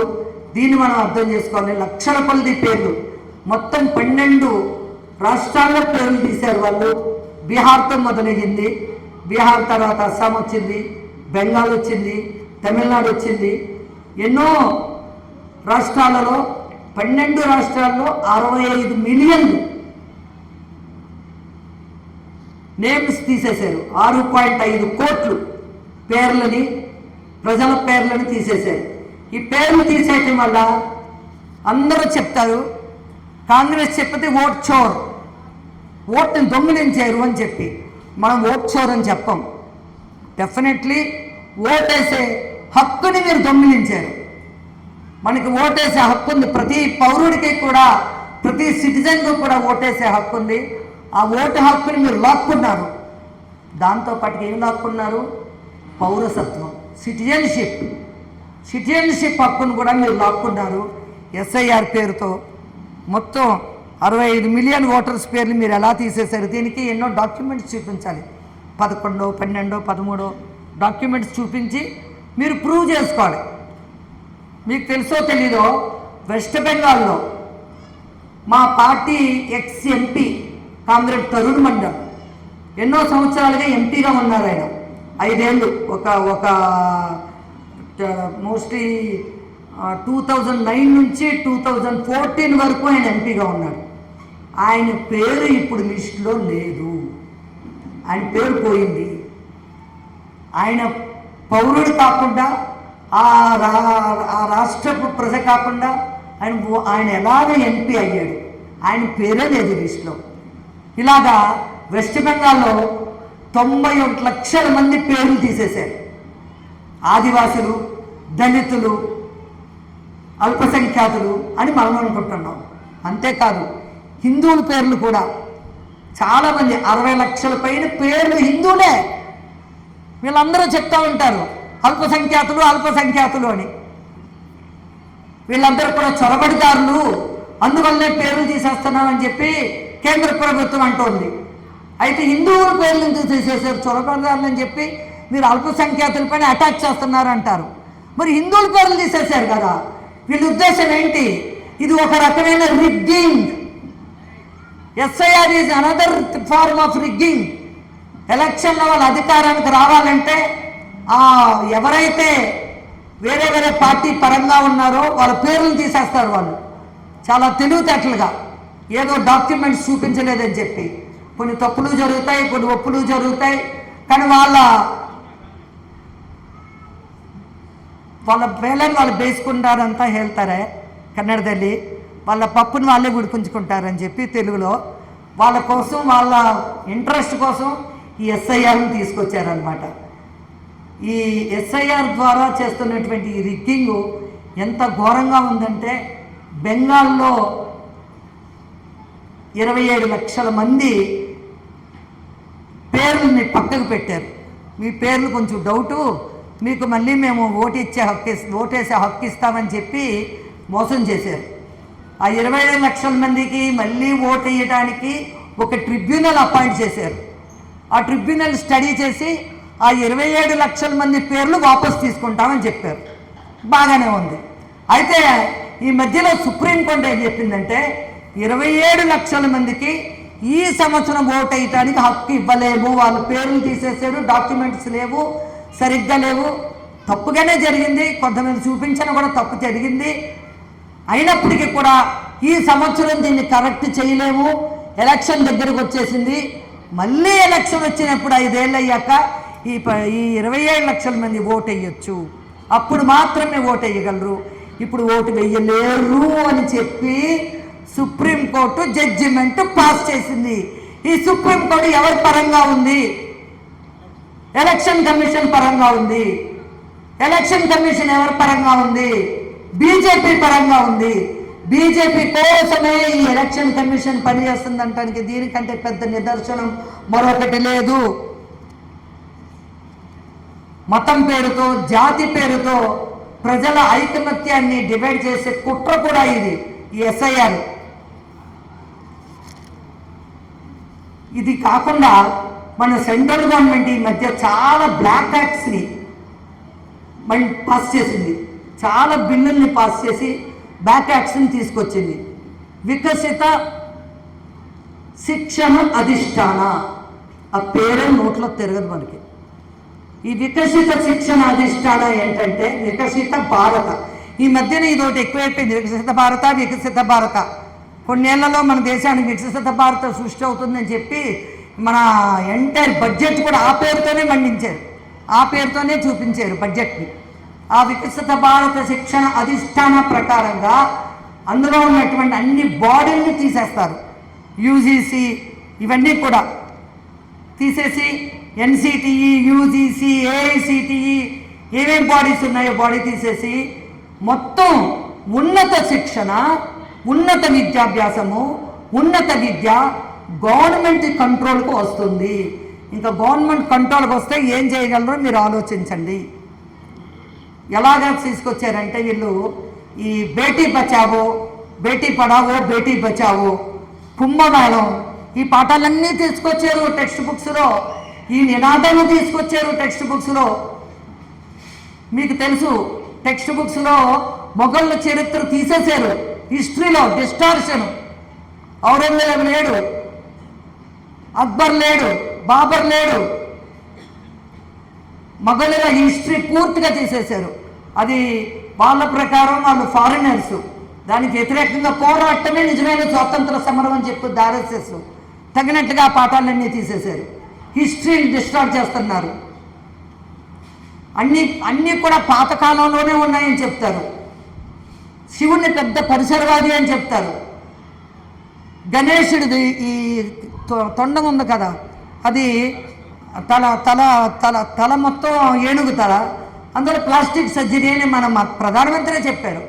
ఆ పాఠాల్లోకి తీసుకొచ్చారు. తర్వాత మనం ఫైట్ చేసాము, కొన్ని పాఠాల్లో దాన్ని తీసుకొచ్చారు. ద్రోణాచార్యుడు ఫస్ట్ టెస్ట్ ట్యూబ్ బేబీ అంట అని చెప్పి మా కర్ణాటకలో బీజేపీ అధికారంలో ఉన్నప్పుడు పాఠాల్లో ఈ పాఠాన్ని చేర్చింది. ఫస్ట్ టెస్ట్ ట్యూబ్ బేబీ ఎవరు?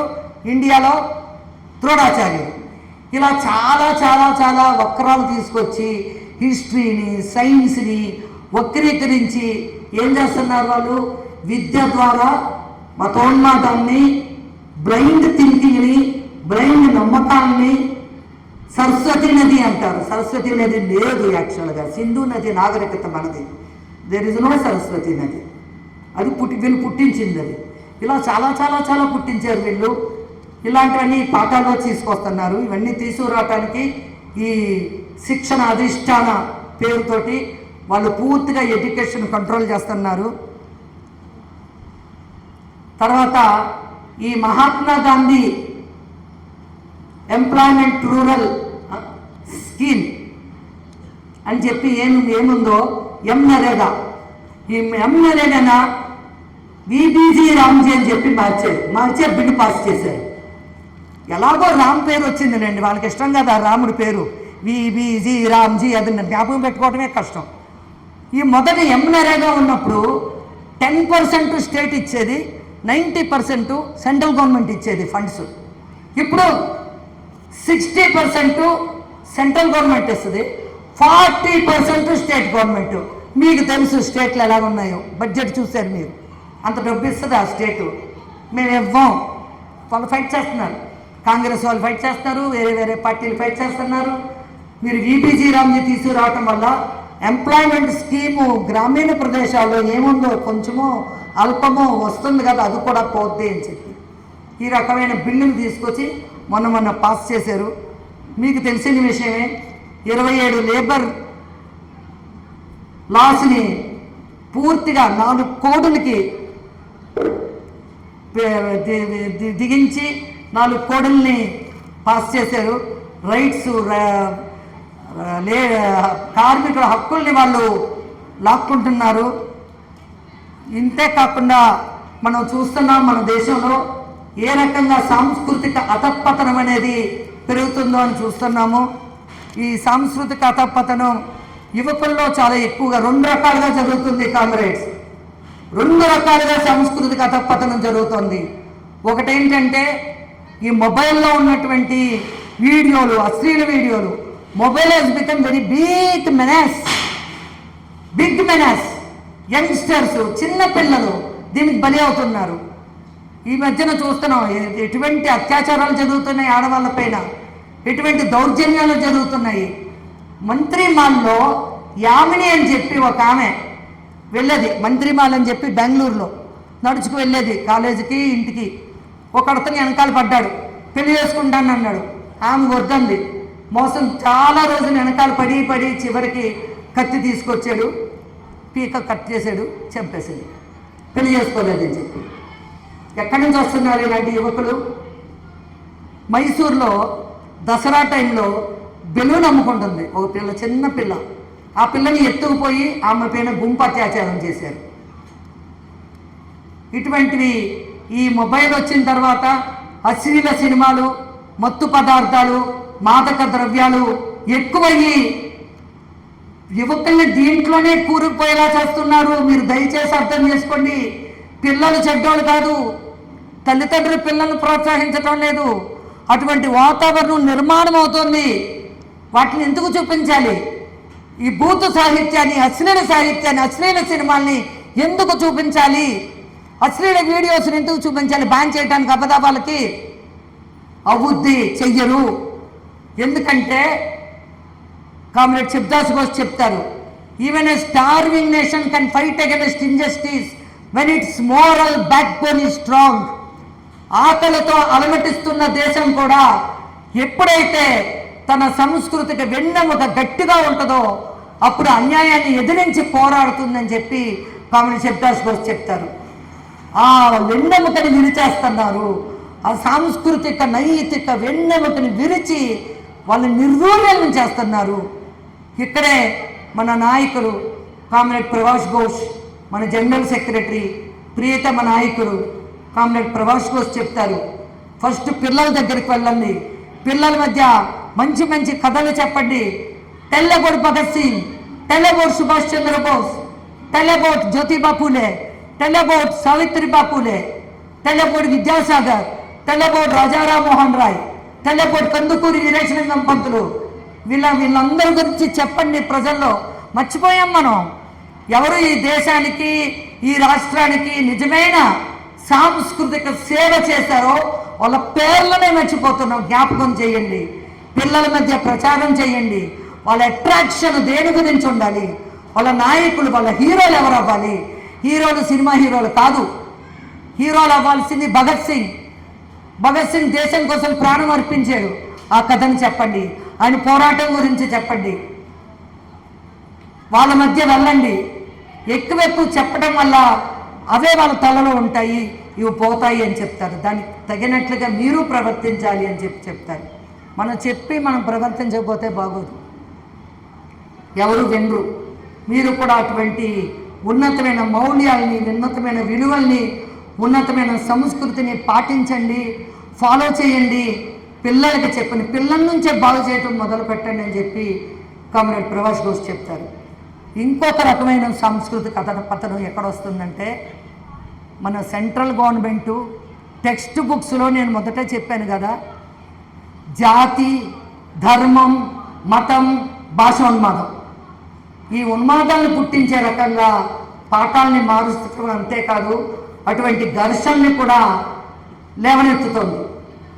చూడండి మణిపూర్ ఎలాగా, it is boiling actually Manipur ఇప్పటికే కూడా. అక్కడ నేను చూసాను, ఒక వీడియో చూశాను, ఆడవాళ్ళు ఎలా ఫైట్ చేస్తున్నారు, they removing their clothes and fighting. ఈ స్థితికి వచ్చారు వాళ్ళు. ఎందుకంటే అక్కడ ఉన్నటువంటి 2 జనాంగాల మధ్య కార్చిచ్చు పెట్టాడు అమిత్ షా. కుకీస్ అండ్ మైతై వాళ్ళ మధ్య కార్చిచ్చు పెట్టి వాళ్ళిద్దరు ఒకళ్ళనొక్కరు కొట్టుకునేలా చేశారు. ఇప్పటి వరకు కూడా మోదీ ఏమీ మాట్లాడలేదు దీని గురించి, అమిత్ షా ఏమీ మాట్లాడలేదు, బీజేపీ ఏమీ మాట్లాడలేదు, కేంద్ర ప్రభుత్వం మాట్లాడలేదు. ఎందుకని? జాతి పేరుతో, ధర్మం పేరుతో, మతం పేరుతో వీళ్ళు ప్రజల ఐకమత్యాన్ని, నీవు దళితుడు అంటారు, లేకపోతే ముసల్మాన్ అంటారు, ఏదో ఒక పేరుతో మీ పైన అటాక్ చేసేటువంటి వాతావరణం నిర్మాణం అవుతోంది కామ్రేడ్స్. ఇది ఒక రకమైన సాంస్కృతిక అధపతనం. ఏంటంటే మనిషిని మనిషిగా గుర్తించాలి, మనిషిని ఎప్పుడు కూడా జాతి, ధర్మం, భాష పేరుతో గుర్తించకూడదు. Man is man for his values, man is man, that's all. ఈ జాతి వాడు అయితే గొప్పవాడు, ఆ మతం వాడు అయితే ఇంకా గొప్పవాడు, ఈ కులం వాడు అయితే చిన్నవాడు అని ఆలోచించే ఆలోచనే తప్పు. మనిషిని మనిషిగా గౌరవించాలనే వాతావరణాన్ని కల్పించాలి, మనిషిని మనిషిగా ప్రేమించాలి. లేదండి, ఇప్పటికీ అది రాదు. ఇప్పుడు అమెరికాకి వెళ్తారు కదా, 2 ఇండియన్స్ ఒక చోట కలిస్తే మన వాళ్ళు ఇంకా కావాలి, వాళ్ళందరూ కలిపి పార్టీ చేసుకుంటారు, మన వాళ్ళంతా కలిపి పార్టీ. ఎందుకంటే మనవాళ్ళు అనే ఫీలింగ్, మనవాళ్ళు అనేది కరెక్ట్ కాదు. మనవాళ్ళని ఎక్కడ చెప్పాలంటే 2 జాతులు, ఒకటి పెట్టుబడిదారులు, ఇంకోటి కార్మికులు, 2 జాతులు. మన వాళ్ళు కార్మికులు, మన వాళ్ళు కర్షకులు, మన వాళ్ళు పేదవాళ్ళు, మన వాళ్ళు నిర్గతికులు, మన వాళ్ళు శోషితులు, మన వాళ్ళు పీడితులు, మన వాళ్ళు తాడితులు. మన వాళ్ళంటే కష్టాల్లో ఉన్న వాళ్ళందరూ మన వాళ్ళు. ఎవరు కష్టాలు ఇస్తున్నారో, శోషణ చేస్తున్నారో, దోపిడీ చేస్తున్నారో వాళ్ళు వేరే వాళ్ళు. ఈ 2. ఈ మనవాళ్ళని ఫీలింగ్ ఉంది కదా, ఈ కాస్ట్ పేరుతో వస్తుంది, కులం పేరుతో వస్తుంది. దీని నుంచి దూరం చేయటానికి బదులుగా దాన్ని ఇంకా స్ట్రాంగ్గా తీసుకొచ్చే వాతావరణం ఉందని అమర్నాథ్ చెప్పారు కదా ఎలక్షన్స్లో. ఏ రకంగా జాతి పేరుతో ఎలక్షన్స్, జాతి పేరుతో ఓట్లు, ఎలాగ వాళ్ళు ఓట్లని పెంచుకుంటారు అని చెప్పి ఈ రకంగా ప్రజల ఐకమత్యాన్ని పాడు చేసేటువంటి చెడ్డ సాంస్కృతిక వాతావరణం కూడా మనం చూస్తున్నాము. నిజమైన సంస్కృతి అంటే వివేకానంద యాక్చువల్లీ దైవభక్తుడు, హిందూవాదాన్ని నమ్మిన వ్యక్తి, హిందూ ధర్మాన్ని నమ్మిన వ్యక్తి. ఆయన చెప్తారు ఎప్పుడూ కూడా ఎడ్యుకేషన్ అనేది పబ్లిక్ అఫైర్స్లో, ఎడ్యుకేషన్ కానీ పబ్లిక్ అఫైర్స్లో కానీ ధర్మం అనేది రాకూడదు. You the religion, hands of, don't interfere in field of education and public affairs. ఇది వివేకానంద. ఇప్పుడున్న వాళ్ళు అన్నిట్లోనూ తీసుకొస్తున్నారు, దాన్ని ఎలక్షన్లో తీసుకొస్తారు, అన్నిట్లోనూ. ఈ మధ్య ఇంకోటి దీనికి తగినట్లుగా ఇంకొక వాతావరణం చూస్తున్నాం మనం. డబుల్ ఇంజన్ ప్రభుత్వం అంటే ఆంధ్రాలో బీజేపీ ఉందనుకోండి, కేంద్రంలో బీజేపీ ఉందనుకోండి, చాలా బాగుంటుంది. ఉత్తరప్రదేశ్లో బీజేపీ, కేంద్రంలో బీజేపీ. అందుకే ఉత్తరప్రదేశ్లో రేపులు ఎక్కువ ఆడవాళ్ళ పైన. అందుకే ఉత్తరప్రదేశ్లో మొన్న నోయిడా మూవ్మెంట్ గురించి చెప్పారు కదా, నోయిడా మూవ్మెంట్లో ఎంతోమంది బీద వర్కర్స్ని వాళ్ళ భార్యల్ని అరెస్ట్ చేశారు, చివరికి డిమాండ్ కొంతవరకు అచీవ్ అయ్యింది. చాలా పెద్ద మూమెంట్ అది. వందల కొలది, వేల కొలది వర్కర్స్ ఆ మూమెంట్లో పాల్గొన్నారు. ఆ మూమెంట్ని అణిచివేయటానికి పోలీసు బలగాన్ని ఉపయోగించారు వాళ్ళు. ఈ డబుల్ ఇంజన్ ప్రభుత్వం ఎలా ఉందో మనం చూస్తాం. Unemployment problem is highest in Uttar Pradesh. ఆడవాళ్ళపైన రేపులు, అత్యాచారాలు హైయెస్ట్ ఇన్ ఉత్తరప్రదేశ్. ఆ ఉత్తరప్రదేశ్ ఎలా ఉందో కేంద్ర ప్రభుత్వం అలా ఉందని అనుకోవాలి ఈవేళ డబుల్ ఇంజన్ ప్రకారం. ఇంకోటి వాళ్ళు చెప్తారు, వన్ నేషన్, ఒకే నేషన్, వన్ లాంగ్వేజ్, ఒకే భాష, one tax, one culture, one election. ఇటువంటి పేర్లతో ఫ్యాసిజం తీసుకురావడానికి ప్రయత్నిస్తున్నారు వాళ్ళు. భాష, ప్రాంతము, కమ్యూనిటీ, జాతి, ఈ ఫ్యాసిస్ట్ భావాల్ని రేకెత్తిస్తున్నారు. దీనికి వ్యతిరేకంగా కూడా పోరాడాలి మనం. దీనికి వ్యతిరేకంగా కూడా డెమోక్రటిక్ మాస్ మూమెంట్స్ని పెంచాలి మనం. మన దేశంలో పరిస్థితి ఎలా ఉందంటే 77% సంపద, 77% సంపద కేవలం 10 మంది చేతిలో ఉంది. 77% సంపద కేవలం 10 మంది చేతిలో ఉంది. 23% సంపద 90% పేద ప్రజలు, మధ్య తరగతి ప్రజల చేతుల్లో ఉంది. చాలా ఎక్కువ డబ్బు కొంతమంది చేతుల్లో ఉండడం ఆ దేశం యొక్క అన్ని అనిష్టాలకి మూల కారణం. మీకు తెలుసో తెలీదో, మన దేశాన్ని వెళ్తున్నటువంటి అంబానీ, అంబానీ ఆస్తి 10 లక్షల కోట్ల పైన ఉంది. అదాని ఆస్తి 11 లక్షల కోట్ల పైన ఉంది. అయితే సామాన్యుల సంపాదన ఎంత ఉంది? 400 నుండి 500 యావరేజ్. అంతకంటే తక్కువ ఉన్న వాళ్ళు ఉన్నారు, అంతకంటే విపరీతంగా ఉన్న వాళ్ళు ఉన్నారు. అవన్నీ చేసి యావరేజ్ చేస్తే సామాన్యుడి సంపాదన 400.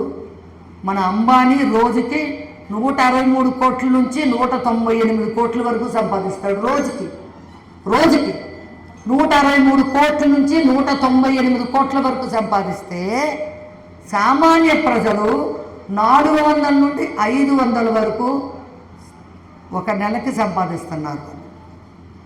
కామ్రేడ్స్, ఇవన్నీ ఒక పక్క ఉన్నటువంటి సమస్యలు. ఇటువంటి పరిస్థితుల్లో ఈ ఉద్యమ ఉత్పత్తులు, వ్యాపారవేత్తలు, ఈ ఫ్యాక్టరీ యజమానులు, అదానీ, అంబానీ మొదలైన వాళ్ళకి ట్యాక్సుల్ని మాఫీ చేశారు, రుణమాఫీ చేశారు. అది ఎంత తెలుసా? 16 లక్షల కోట్ల రూపాయలు. అది ఇంకా ఎక్కువై ఉంటుంది ఇప్పటికి. నేను చెప్తున్నది లాస్ట్ ఇయర్ అమౌంట్. 16 లక్షల కోట్ల రూపాయలు మాఫీ చేశారు. అదే రైతులు అడిగితే 1 పైసా మాఫీ చేయరు. పేద ప్రజలు అడిగితే 1 పైసా మాఫీ చేయరు. కాకపోతే ఈ పెద్ద పెద్ద కార్పొరేట్ హౌసెస్కి ఇంత డబ్బు మీరు ఇవ్వకపోయినా పర్వాలేదు. యాక్చువల్గా ట్యాక్స్ కట్టే వాళ్ళ డబ్బు మనం లెక్క చేసి చూస్తే వాళ్ళకంటే మన ప్రజలు కట్టే ట్యాక్సులే ఎక్కువ. ఇండైరెక్ట్ ట్యాక్సులు ఆ డబ్బే ఎక్కువ వాళ్ళు ఇచ్చే ట్యాక్సుల కంటే కూడా. ఆ డబ్బుతోనే మన బడ్జెట్ తయారు చేయడానికి మన డబ్బే ఎక్కువ వెళ్తుంది ప్రభుత్వానికి. ఇవన్నీ ఒక పక్క పెట్టండి. ఈ మధ్యన ఇంకోటి విన్నాము, ఎపిస్టీన్ ఫైల్స్ అని చెప్పి. విన్నారా? ఎపిస్టీన్ ఫైల్స్ అని చెప్పి. ఈ ఫైల్స్ ప్రకారం ఏంటంటే ఇతడు ఒక ఫైనాన్షియర్. ఎపిస్టీన్ అనే వ్యక్తి ఒక ఫైనాన్షియర్. అంటే డబ్బులకు సంబంధించినటువంటి, ఆస్తులకు సంబంధించినటువంటి లావాదేవీ వ్యవహారాలు చూసేటువంటి పెద్ద పెద్ద వ్యక్తులు, పెద్ద పెద్ద బిజినెస్ మ్యాగ్నెట్స్ ఎవరుంటారో వాళ్ళకి, సెలబ్రిటీస్కి, వీళ్ళందరికీ కూడా, రాజకీయ వాదులకి, వీళ్ళందరికీ కూడా ఒక డబ్బుకి మార్గాన్ని చూపిస్తారు. ఎలా ఖర్చు పెట్టాలి, ఎంత వ్యాపారం చేయాలి, ఎక్కడ ఎంత పెట్టాలి, ఏ వ్యాపారం చేస్తే డబ్బులు ఎక్కువ వస్తాయి, ఇవన్నీ చూపించేటువంటి ఒక పెద్ద ఫైనాన్షియర్. అతను ఒక పెద్ద సెక్స్ క్రిమినల్, లైంగిక అపరాధి. ఈ అపరాధి తను చేసిన అపరాధాలు ఏంటంటే, వీళ్ళకి ఒక పక్క లావాదేవీలు చూసుకుంటాడు, డబ్బులు లావాదేవీలు చూసుకుంటాడు. ఈ పెద్ద పెద్ద వ్యక్తులకి, ఈ వ్యాపారవేత్తలకి, మంత్రులకి, వీళ్ళందరికీ, పొలిటీషియన్స్కి జతలో అమ్మాయిలను సప్లై చేస్తాడంట, అది మైనర్స్ని. ఇతను కూడా 1000 పైన మైనర్స్ పైన రేప్ చేశాడంట ఇతను. చివరికి అతను జైల్లో వేశారు. 2019లో చాలా నిగూఢంగా అతను చనిపోయాడు, ఈ ఎప్స్టీన్. ఆ ఎప్స్టీన్ ఫైల్స్లో ఎవరెవరి పేర్లు వచ్చినాయి? ట్రంప్ పేరు వచ్చింది, ఇలాన్ మస్క్ అని పేరు వచ్చింది, ఈవెన్ బిల్ క్లింటన్ జతలో కూడా అతనికి ఫ్రెండ్షిప్ ఉందని వచ్చింది. మన మోదీ పేరు కూడా వచ్చింది. డైరెక్ట్గా ఈ అమ్మాయిల వ్యవహారంలో ఇన్వాల్వ్ అయ్యాడని చెప్పి ఒక బీజేపీ మినిస్టర్ పేరు వచ్చింది.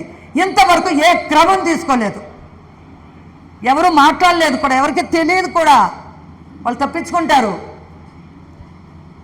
ఒక కుఖ్యాతి సెక్స్ క్రిమినల్ జతలో వీళ్ళకి సంబంధం ఉందంటే, ఫ్రెండ్షిప్ ఉందంటే వాళ్ళు ఎలాంటి వాళ్ళు అని ప్రశ్న కూడా రాలేదండి బాబు. మనకి రాకుండా వాతావరణాన్ని కల్పిస్తున్నారు.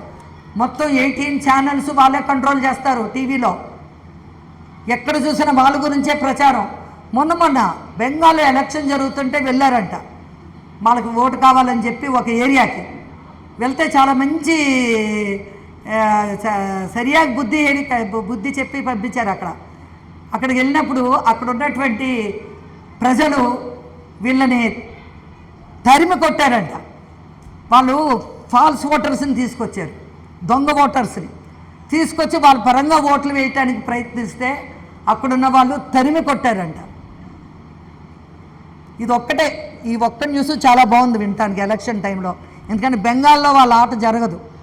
మన సిపిఎం వాళ్ళు చేరిపోయారు బీజేపీలో, అందువల్ల కొంచెం బీజేపీ ఓట్లు రావచ్చు కొద్దిగా. కాకపోతే బెంగాల్లో కష్టం, తమిళనాడులో కష్టం. కేరళ వినరై ఎవరికి సపోర్ట్ చేశాడు? బ్యాకింగ్ ఇచ్చాడు బీజేపీ. కొంతమంది ఎంపీలకి సపోర్ట్ చేశాడు అతను. వచ్చింది పేపర్లో వచ్చింది న్యూస్. ఇది అలిగేషన్, కాంగ్రెస్ చేయటం అది నిజం కూడా. అది ఎందుకని ఎలాగైనా కాంగ్రెస్ని ఓడించాలని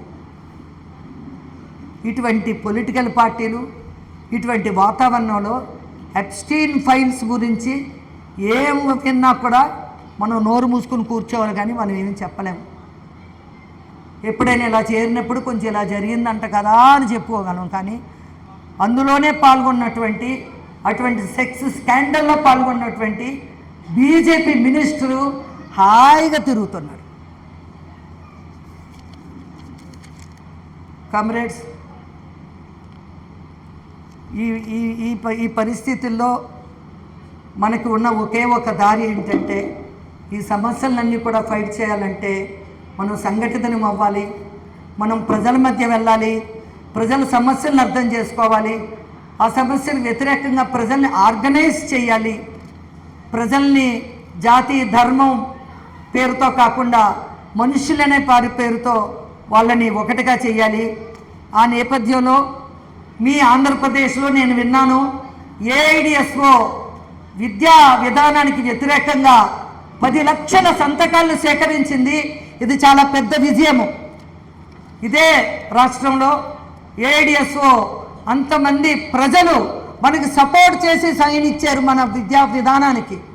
మనం దేన్నైతే ఫైట్ చేస్తున్నామో దాన్ని ఫైట్ చేయాలని చెప్పారు.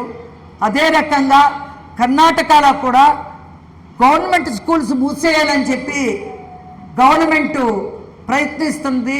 ఆ ప్రయత్నానికి వ్యతిరేకంగా 50 లక్షలు సిగ్నేచర్స్ ప్రజల నుంచి కలెక్ట్ చేశారు. దాంతోపాటుగా చాలా పెద్ద మూమెంట్స్ లేవనెత్తారు. ప్రజల మధ్య వెళ్ళారు, పల్లెలకు వెళ్ళారు, పల్లెల్లో బతికారు, పల్లె ప్రజల మధ్య బతికారు. మిడిల్ క్లాసు పిల్లలు పల్లె ప్రజల మధ్య బతికి వాళ్ళ ఇళ్లలో పడుకుని వాళ్ళతో పనిచేసి వాళ్ళందరినీ కూడా గవర్నమెంట్ స్కూల్ ముయ్యడానికి మేము ఒప్పుకోము అని చెప్పి విలేజ్లో, గ్రామీణ ప్రదేశాల్లో గ్రామ ప్రజలు ఈ స్లోగన్ చెప్తున్నారంటే దానికి కారణం not only just DSO, AIDSO, దాని వెనుకున్నటువంటి SUCI party, comrade Shivdas Ghosh thought. ఈ రకంగా కామ్రేడ్ ఘోష్ థాట్ ఆధారంతో మొత్తం ఇండియాలోనే కాకుండా వేరే వేరే దేశాల్లో కూడా కమిడ్ ఘోష్ ఐడియాస్ని స్వీకారం చేస్తున్నారు. ఈయన చెప్పిన ఐడియాస్ ఒప్పుకుంటున్నారు. రష్యా ಬಗ್ಗೆ మన రష్యా గురించి ఉన్నటువంటి మన ఎనాలిసిస్ శ్రీలంకకి వెళ్ళినప్పుడు వాళ్ళు విని చాలా ఆశ్చర్యపోయారు, చాలా ఇష్టపడ్డారు కూడా మన ఎనాలిసిస్. ఈ రకంగా మన ఐడియాస్ ఫారిన్కి కూడా వెళ్తున్నాయి. ఈ పరిస్థితుల్లో కామ్రేడ్స్ ఈరోజు మనము ఈ పార్టీ ఫౌండేషన్ డేని అబ్జర్వ్ చేస్తున్నామంటే ఫస్ట్ మన ఫౌండేషన్ గట్టిగా ఉండాలని శపథం చేసుకోవాలి. మనలో ఆ ఐడియాస్, ఆ గ్రేట్నెస్, ఆ వాల్యూస్ చాలా బలంగా ఉండేలాగా మన పోరాటం చేయాలి. ఒక్కోసారి అనిపిస్తుంది ఇంకా రివల్యూషన్ ఎంత దూరంలో ఉందో, ఇన్ని సమస్యలు ఉన్నాయి. 10 మంది దగ్గరికి వెళ్తే ఒక్కడూ రాడు కదా పార్టీకి, 20 మంది చెప్తే ఇద్దరూ రాదు కదా పార్టీకి, ఎలాగ ఈ పార్టీ అనే ఆలోచన వస్తే కామ్రేడ్ శివదాస్ ఘోష్ ఈ పార్టీయే కట్టేవారు కాదు. ఆయనలో ఇలాంటి ఆలోచన రాలేదు. ఎటువంటి సపోర్టు లేనప్పుడు, ఎవరూ కూడా ఒప్పుకున్నప్పుడు కూడా కామ్రేడ్ శివదాస్ ఘోష్ ఈ పార్టీని కట్టారు. ఈరోజు పార్టీలో వేల కొలది మెంబర్స్ జాయిన్ అయ్యారు. పార్టీలో మొత్తం ఇండియాలో కమ్యూనిస్ట్ పార్టీలో మెంబర్ అవటం అంటే సులభం కాదు.